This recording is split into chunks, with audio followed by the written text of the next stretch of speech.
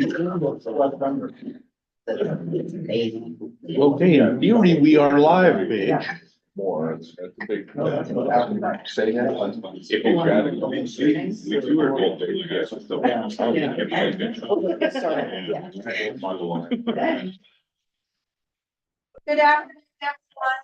it? Go online, Glenn?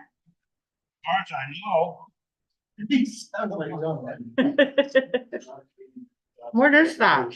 I don't know. Where does it go? I just muted it just in case, but. I wanted the projects. Okay, well, hopefully, as long as they can hear us online. Something's playing on his computer. Nope. It wasn't. Okay, let's just do it real quick with the online. Can everybody that's online hear us in the room? Maybe There- give a thumbs up to There's Lynn. nobody online at the Okay, moment. well, we'll just roll with it then. If they come online, we'll figure it out. I'm Lorland Spiro. I'm, with the city of Springfield, but I'm also on the city club board. We welcome you to our, bi-weekly meetings. Right now, we're having meetings about once a week just because we're in election season. And we have some more programs coming up, that are posted on our website. So, and if you're on our email list, you're gonna get those notifications. If you're not on our email list and wanna get those, please be sure to sign up on the form that's on one of the tables. Before I get into the intro for Jeff, I just wanted to have the other board members at least raise their hand. That's here in the room. Right now, Paige is our current board president. I'm the vice president. So we appreciate board, Paige's leadership for our club right now. If you are interested in joining City Club, we're always taking members and also board members, so please talk to one of us if you're interested after the meeting. So with no further ado, I'll introduce Jeff Pascal. He is the Community Division Development Director for Development and Public Works at the City of Springfield. He's been in that role about 2 years, I'd say. Not quite, but, and before that, he was our city engineer for several years, and before that, he had other positions. So he's been with the city a little over 20 years. Is that correct? I think I got. Right on, I'm on starting my 20th year, something, it all starts to become a blur. It goes too fast. So, he's here to present on our bond measure for fixing another list of proposed streets here in Springfield. Bond measure, 2030-51. And we have flyers out on the table with Q&A to help answer some common questions, some just street facts, and then an overview about our street preservation program and the bond measure itself. So I will hand it over to Jeff. Thanks, Laura Lynn. And, yeah, so I've been with the city for quite a while. I've worked with several folks that are in this room that have since retired, former bosses, mentors. And so I appreciate that. And I appreciate you all having me here for this presentation.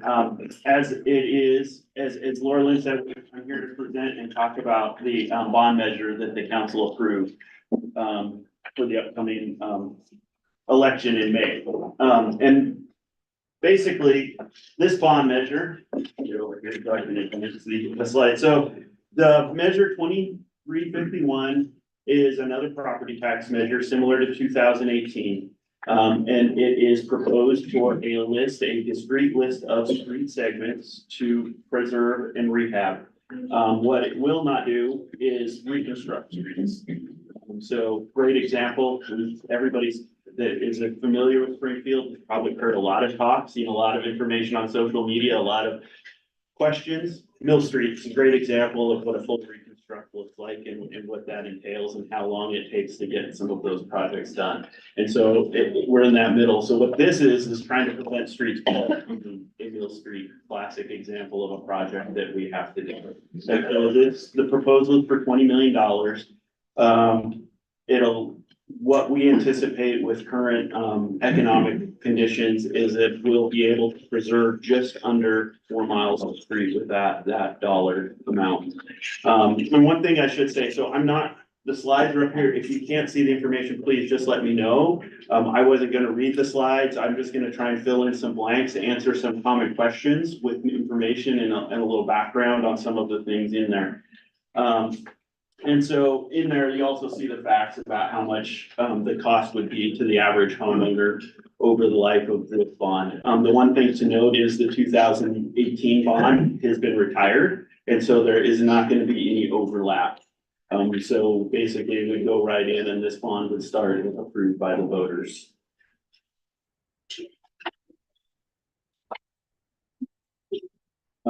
So ongoing preservation techniques, one of our favorite things anymore, we used to talk about a construction season. It seems like we're always in the midst of construction. Something is always going on out there. We're always seeing orange cones, orange barrels, flaggers, things like that. But basically some of our ongoing techniques that we use that you'll see a lot of our operations crews doing, especially after the winter storm and winter weather, you see us out there pothole patching. They're trying to get caught up right now. There's a lot of damage out there, most recently because of the ice storm and then just typical winter weather patterns.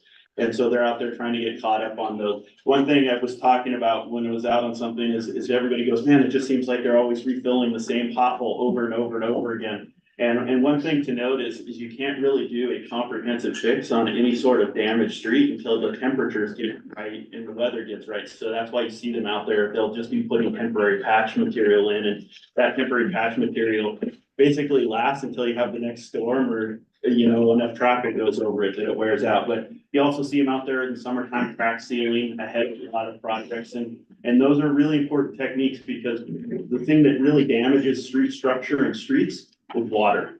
And we live in the Pacific Northwest where we're fortunate. We do have a lot of rain that keeps things green.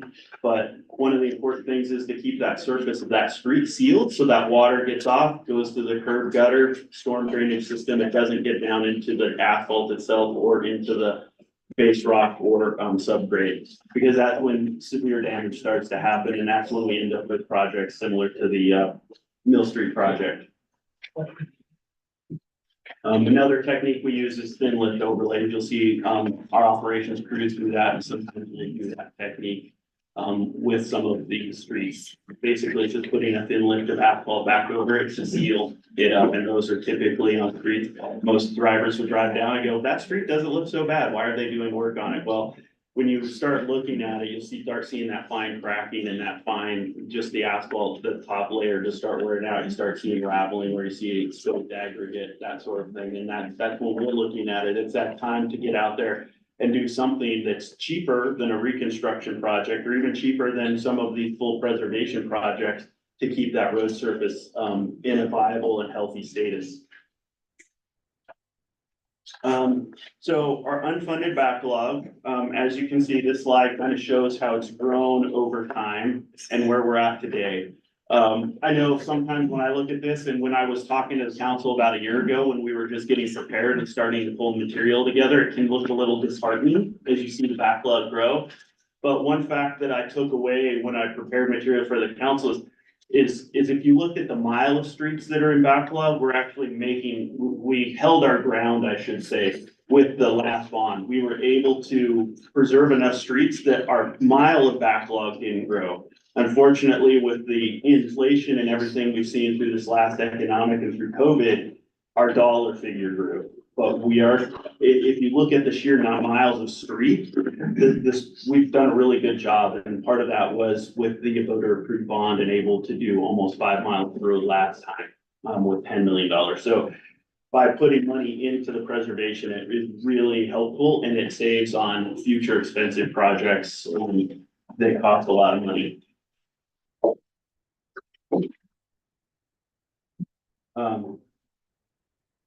So these are the 6 segments that the council settled on. There are some, if you look at the actual bond language and the resolution, there are other streets. One of the reasons, but what we're really focusing on are collectors. Really getting into some neighborhood collectors, because last time we really focused on some high traffic commercial collectors. So we're looking at getting into the neighborhoods, doing a lot of those collector streets. And the reason we focus on collector streets is that really benefits a great majority of the community because they are higher traffic roads. Typical, if I were to look at average daily trips on a residential street, that just kind of that dead end or those loops that get us to our homes, it's about 500 a day on average. You get up into the collectors and you're starting getting into, upwards of 10,000 trips a day, daily trips. And you start seeing some of the heavier traffic like G Street where we have bus traffic on it. And so that heavier duty traffic is what really does damage to the street over the long term. And so we're really focusing on those projects because reconstructing those, not only does it become a financial burden, but it's also impact to the citizens, it's an impact to the drivers, it's an impact to everybody because of the length of time. As an example, Mill Street's gonna take us, so the utilities are starting now, so you see that road, that's not even the reconstruction part, that's just the utilities getting their material and their facilities out of the way of the reconstruction project coming. So they're gonna be out there for the next 4 or 5 months. Then our construction project's gonna start in August, and that's gonna go on for about another 18 months or so. And so you just see that length of time, almost 2 years, that we're out there impacting people's lives, impacting traffic. A typical preservation project, the high intensity work, is on some of these neighborhoods will probably be about 3 to 4 months, where you just see road closures, things like that. And so it's a quicker turnaround for the benefit. And so that's why we're focusing on the collectors.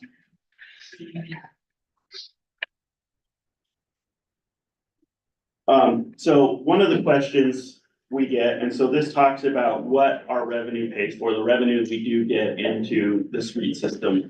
And so our revenue typically comes from gas tax dollars, both state, local, and then apportionment from the state for registration fees and other grants that we get and other tax dollars we get from the federal gas tax. And so those dollars by statute can only be spent in the right of way. So that's all Springfield puts into the street system. There isn't property tax or any other tax that goes into the street system. And so basically what we're seeing is revenues remain flat even after 2017. And when the state took action, we saw a little bump in revenue. But then what happens is our costs catch up to that. So if you were to see it on the graph, you see a bump in the revenue pretty soon, just through inflation, just the daily operation of keeping the lights on, painting, restriping roads, keeping signs so that people are visible. That daily operation, the preservation techniques you see, and maintenance techniques you see, pothole patching, crack sealing, that sort of thing, that those costs go up, but revenue's not keeping up. So basically, the revenue we're getting is in a way barely covering what we need to do just to operate and maintain the system on a day-to-day basis. So what that does is it doesn't leave us much revenue left over or funds left over to put into our capital preservation program, which is why, you know, what the bond will cover and what we're asking for. And so that's just an unfortunate situation that we're in with revenue and how we generate revenue for the street system.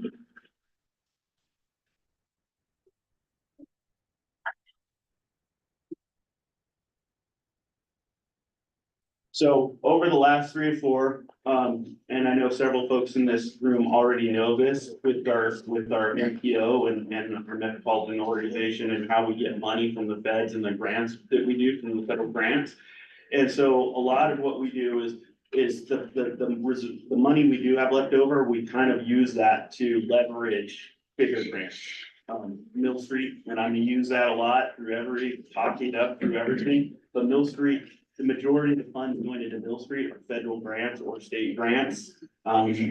In what we have, but every one of those grants typically comes with some sort of match requirement. At a minimum, about 11% or just under 11% match.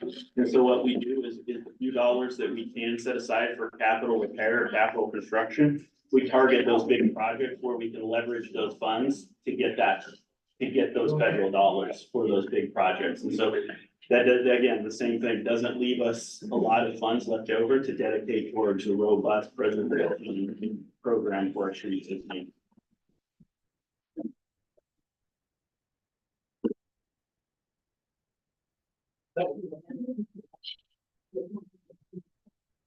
And so basically just a recap again of the $20 million bond that's on the ballot. It's a proposed 5-year increase in property taxes. On average, it'll be $135 a year for the typical property owner or average. And basically that boils down to about $11.25 a month over the 5-year bond. And it is only a 5-year bond. The one thing, again, the key is why do these projects or why not just wait and do bigger projects? Both. because of the cost of reconstruction. Mill Street, the cost of just the road work is about 8 million, 8 to 10, depending. We haven't gone to bid yet, but we're estimating in that 8 to 10. So you think that Mill Street is just under a mile, and it's gonna cost what half of this bond would get done, and we're proposing to get almost 4 miles of roadway done with this bond. With that, that is my presentation. Fast. Oh, materials? Yes, we have materials. Thanks to our communication staff, they put together materials that answers the basic facts. A lot of the information that was in the presentation is on those. Talks about our entire street system. It talks about all of the assets that we do own within that street system. The other thing I probably remiss that I didn't mention in here, one of the other things that we do as part of these projects is also upgrade all of the pedestrian facilities. So we repair sidewalks, we upgrade pedestrian ramps. It's a requirement, but it also is a benefit to the entire public, because it's more than just the motoring public. There's also the bicyclists and pedestrians that we have to accommodate as well. And on the question and answer flyer, on the back is the proposed list of streets for this particular bond measure, if you want to see the specific segments of the streets. With that, questions? Jeff, thanks for being here today, and thanks for presenting.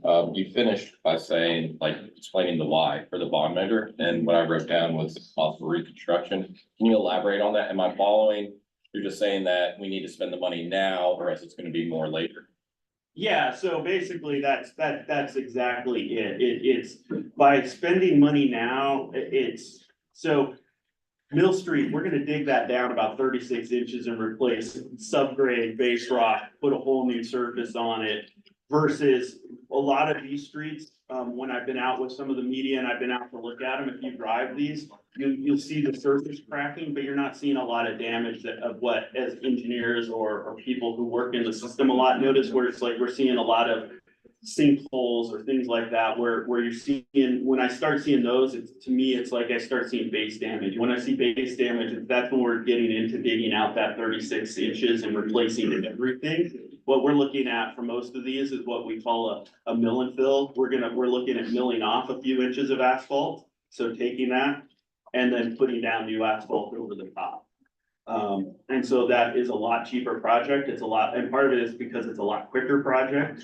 And with that, you get another 20 years, up to 20 years with proper maintenance. That's that crack sealing, because eventually it's like, I could go look at streets that we did 10 years ago and you start seeing those cracks. And the key is that's where those other techniques that I talked about that mentioned where that crack sealing is, by keeping that surface sealed, it preserves that underneath that base, which is really important. As long as we can preserve that base, we can keep replacing on cycle that surface, which will keep that road longevity going on. It's just like, I like it, it's like painting your house. You look at the siding and you start seeing cracking in the paint and everything. Well, you want to get that sealed back up, because the worst thing that can happen is it gets into the wood and then you start having rot. And that's kind of just a similar analogy.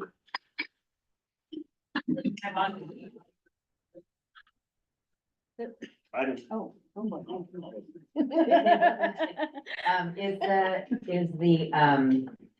What's the strategy? I think the slide said $50 million currently, right? In total backlog. Mhm. So what's the strategy, Jeff, or is there conversation on priority or strategy, or whether it's reconstruct or repair, preservation of that backlog going forward, if this bond passes? Yeah, so I actually have numbers I gave to the council in April of last year. And so the focus here is our backlog of streets that need to be preserved. So Okay.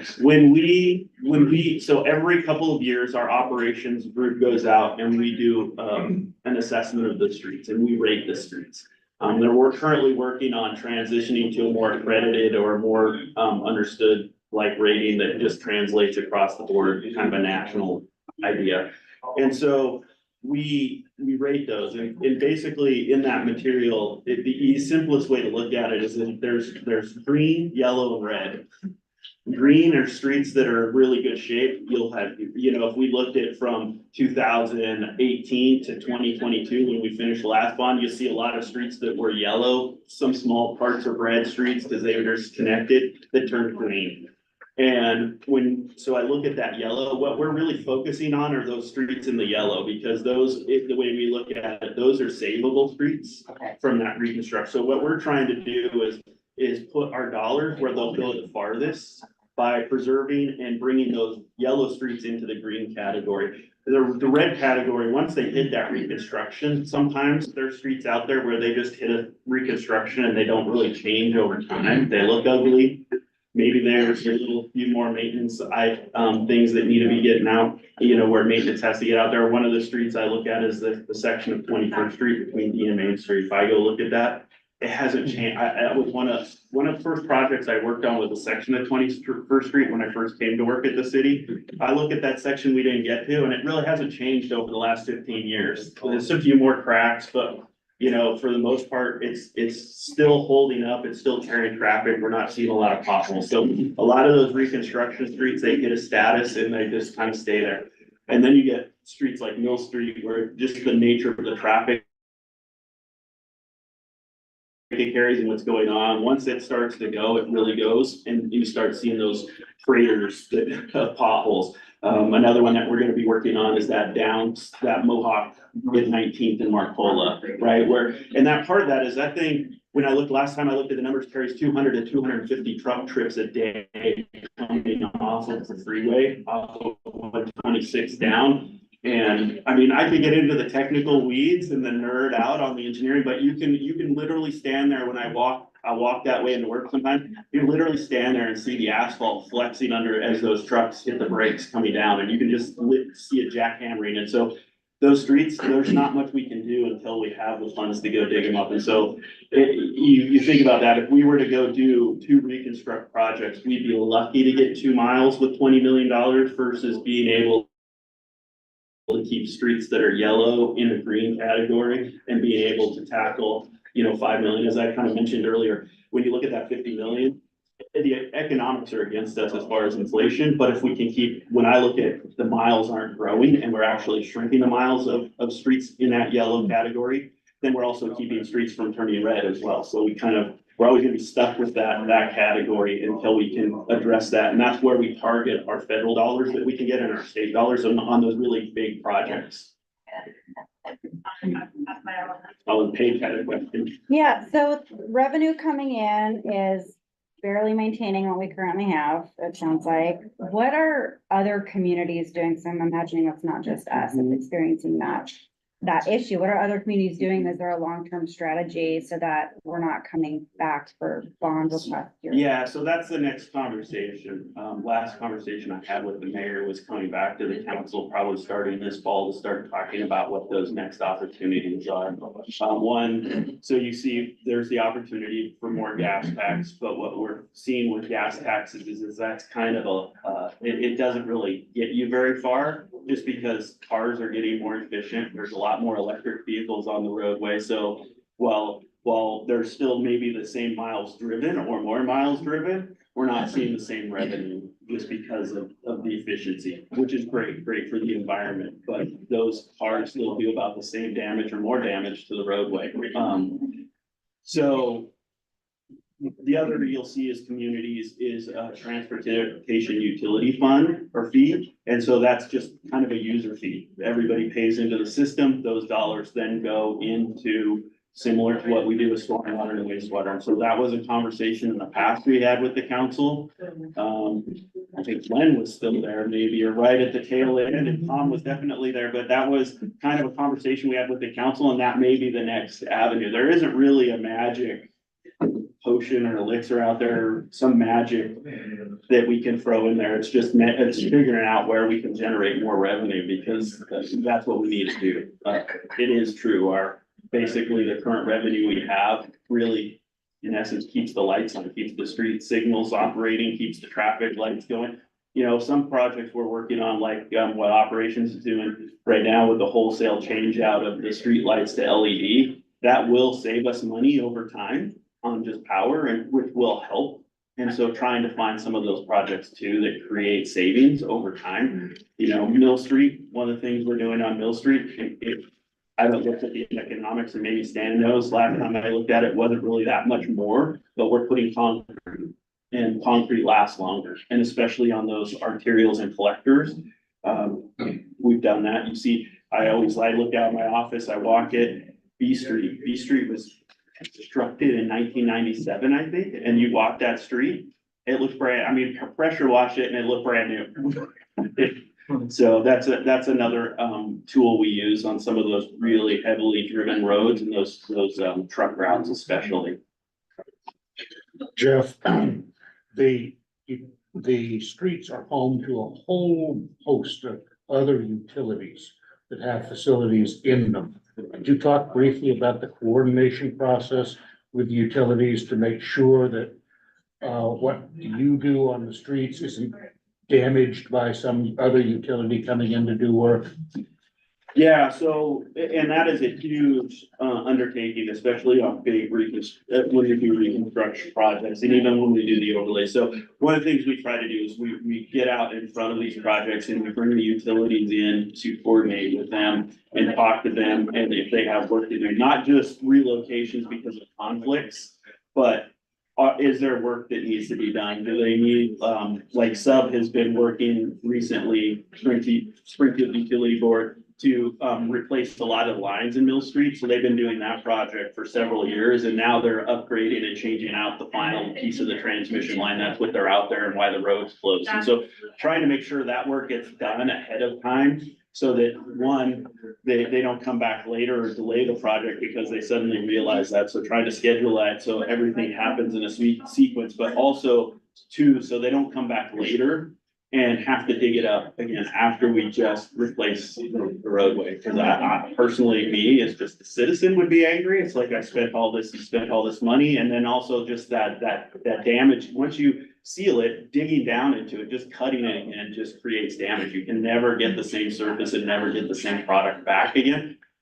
And from that standpoint, the same thing we're doing as the city. So we have some sewer lines under Mill Street. That project is really about 17 million because we're replacing all of the remaining wastewater lines that are 1950s vintage and upgrading and all the storm lines. So making sure that we replace everything under that street and identify all of that the best we can so that we don't have to go back in there as long as possible. So I have a question. Yes, sir. So this is great, and I appreciate the approach the city takes in trying to do this, but I want to understand a little bit more the whole the strategy to preserving or keeping the street from getting there. And like anybody that lives in the city, they're most familiar with is where you live, and that part of it. Even though I drive, I ride a bike, I run on the streets, I see it. So in my particular case, the issue is Rainbow Street, and so my concern about Rainbow Street. When you talk about where they read, or, I don't know what it's on the thing, but there's holes, and they seem to be getting worse. And so I don't know if that's something from the standpoint you talk about building a patch. Is that something that still would help Rainbow Street? Or is it one of those streets that's, I guess, how do you make those decisions over the city? Because you've got so many miles. Yeah. Great question, and it's not easy, because just like when I was talking to the council and we were trying to select the 6 streets, I think we started with a list of like 15 or 20, and I can't remember when Councilor Rodley asked, it's like these are, and how'd you select these projects, or were these great projects? And that's where we kind of go to that category of, we rate the streets, we look at the classification, or we look at the trips driven and try and go, where are we going to, make the best, put our best effort and make the best benefit. And it really is, it comes down to just going through and checking off the boxes. The reality is as I told Councilor Rodley, I could throw a dart at a map of Springfield and there's a great project wherever that lands. I could look at the map and I could sit there and say, anywhere we went, we could do a great project. And it really comes down to resources. And so we can get everywhere. I don't know which section of Rainbow you're talking about, if it's the section right here, just across the river, or if it's the other side on Centennial. Between Centennial and Walnut or West Beach. Okay, So I haven't driven that one in a while, so I won't have, you know, firsthand knowledge, but if what you're describing, it may be, and I haven't looked at the map, and I can get that information and definitely look and see how it was rated and where it's at.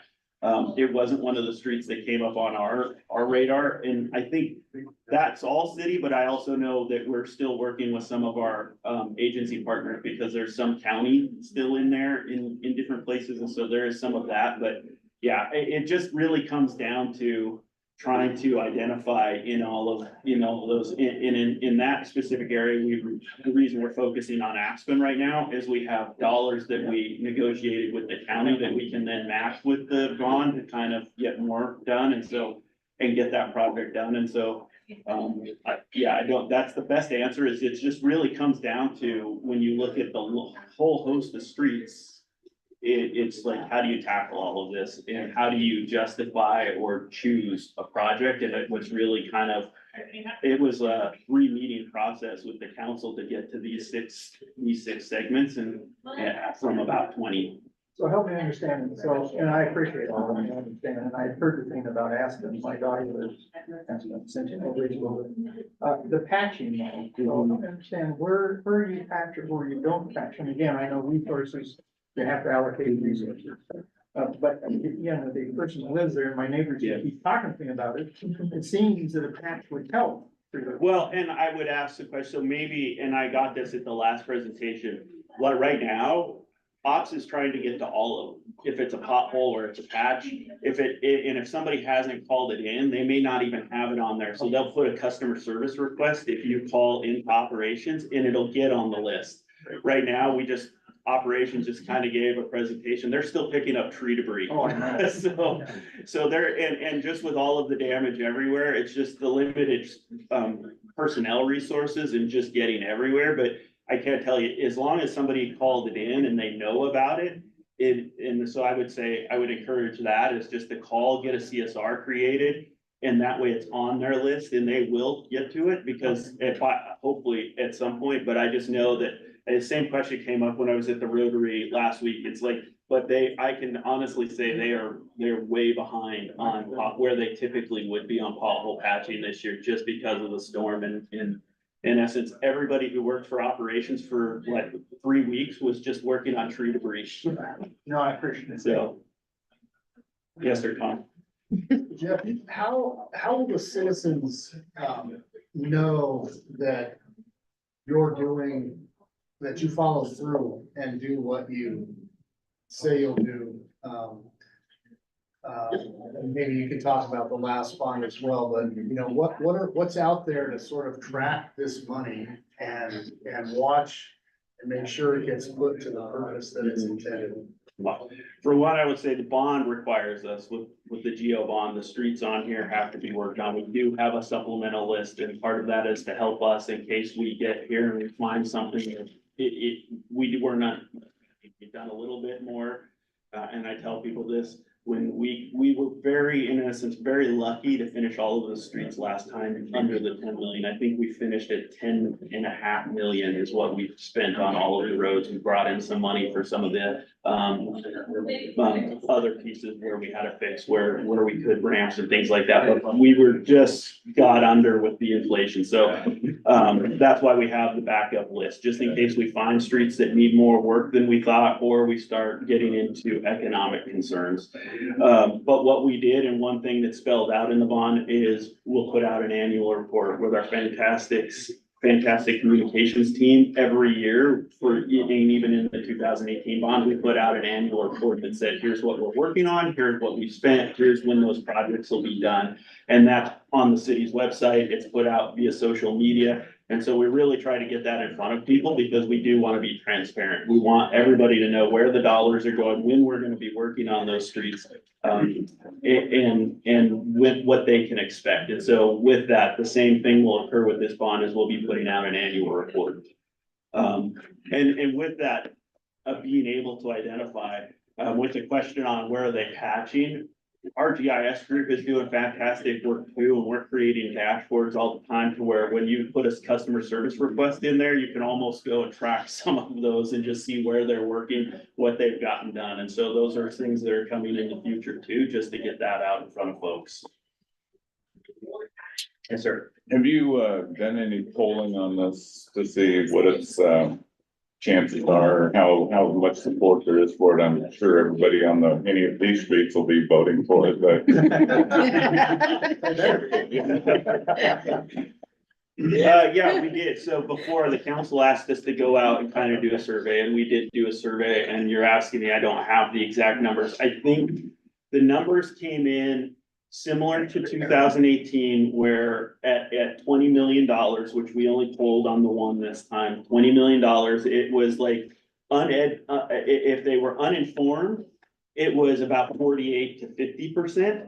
Informed moved it up closer to the 60%. So, and we didn't really, did we have the list of streets at that time, Laura Lynn, when we put it out? I don't think the council had settled on the list of streets. We just talked about the category and related it back to 2018, similar type.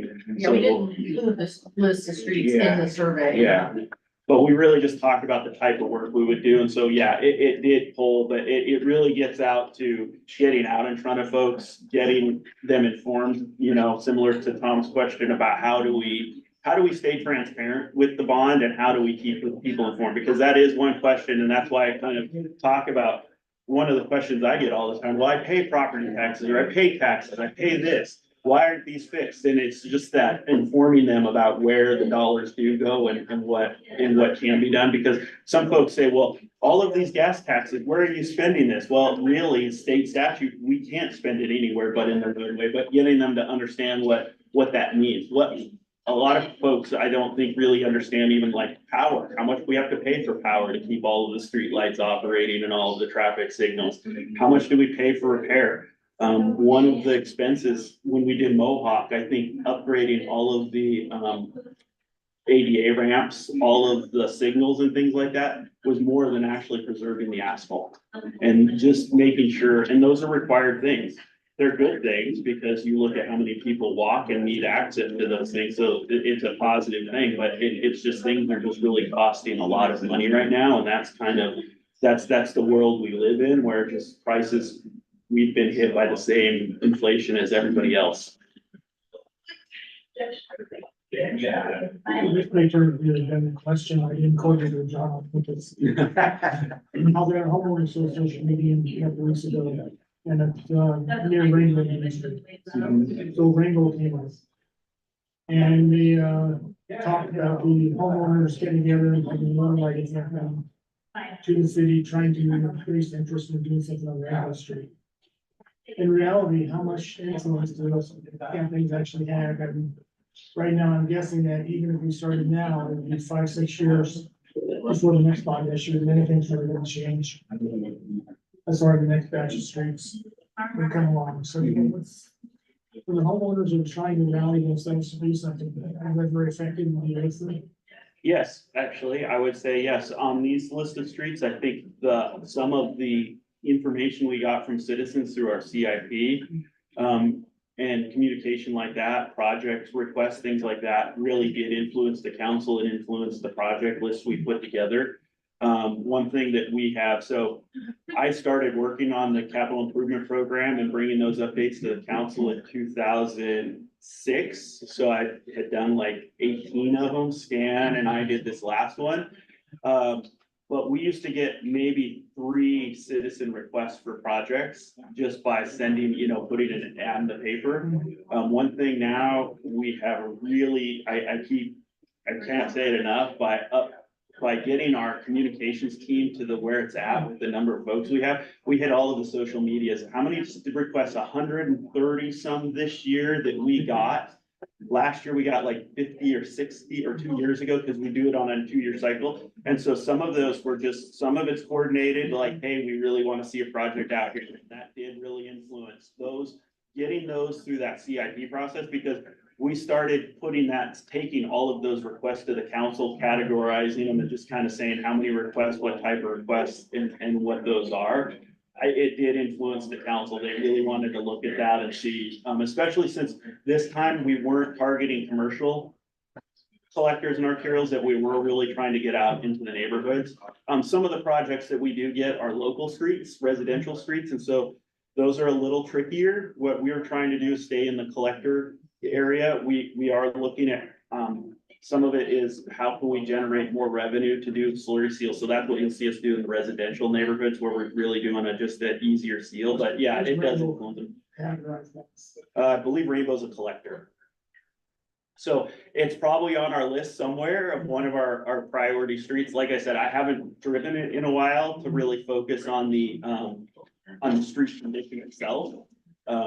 But if it's on that list, if it's in that 15 miles, that's that idea of where does it land priority So in wise? terms of the ask for, we got West D Street, followed by Mill Street. Yeah.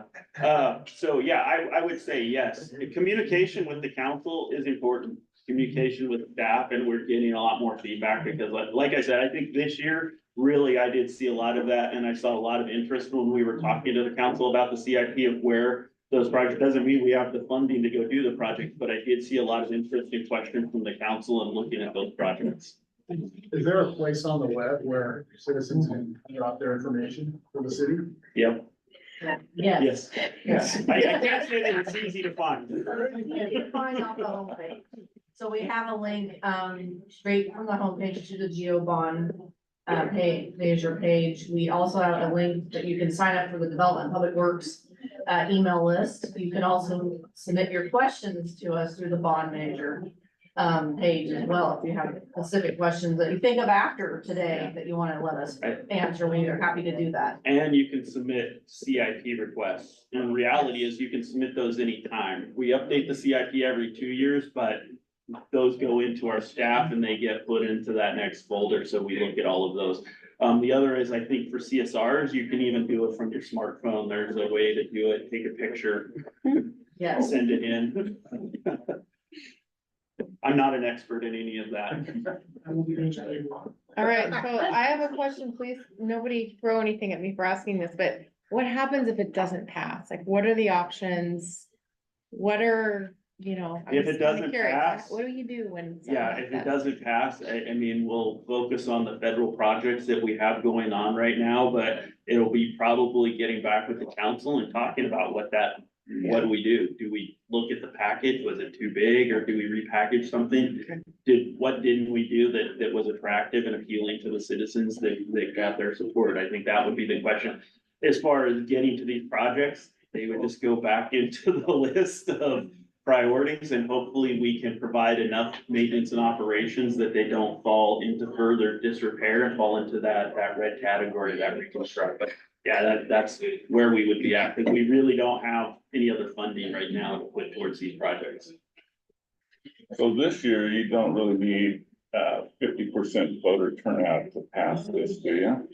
I don't think so, but I'm not an expert. That's fine, presidential. Yeah. Yeah, so what if whoever votes, votes? Yeah. They have to get more than 50% for it to pass. Pass, but not 50% of the registered voters. Voters, yeah, okay. Good. You asked me questions I'm not an expert in. So 2 questions. What other big bonds are out there right now from other public agency partners that are still being collected on? And then how does the city coordinate with other public partners to time the bond ask? That's a great question that I don't necessarily know the answer to. We could get that information for you. That would be best to be working with our finance director to kind of look at all of that and who's out there. I don't remember who is, we do talk to our partner agencies, especially through King Springfield, about who's going out for what, when. But I don't know what, I didn't take a look at that. You see what's left out there. Yes, Laura? I can at least answer for the city. So we are collecting on the fire levy and we are collecting on the police and jail levy right now. As Jeff mentioned earlier, the 2018 bond sunsets at June 30th of this year. As far as Lama Lane and the school district, I think I the don't know school what bonds are district out there still right has now. one on. has one of the last repair bond, I think is still on there. But Lamley, I can't remember when their bond was paid off. I know they're talking about, because they're just finishing up, wrapping up their Yeah. comprehensive plan, and so they're gonna be talking about that next round, so I think they're getting, either that's paid off or they're getting close. I don't know, but I haven't tracked that. And two LTV. Our partners. We're partners. Not forget that. Any other questions? I'm ready to. Well, it's not. Thank you. Let's see. If anybody would like, I did bring some of Jeff's cards, business cards, if you wanna take one with you. If you have, think of a follow-up question, you can reach out directly to Jeff or to the communications team at the city. We'd be happy to help answer and direct as well. So thank you again, and who is our next program? I never remember. On May second, we have invited Mr. Lively and his Democratic opponent in the primary to appear and tell us about their candidacy. And we will be back here at Roaring Rapids for We that will. date.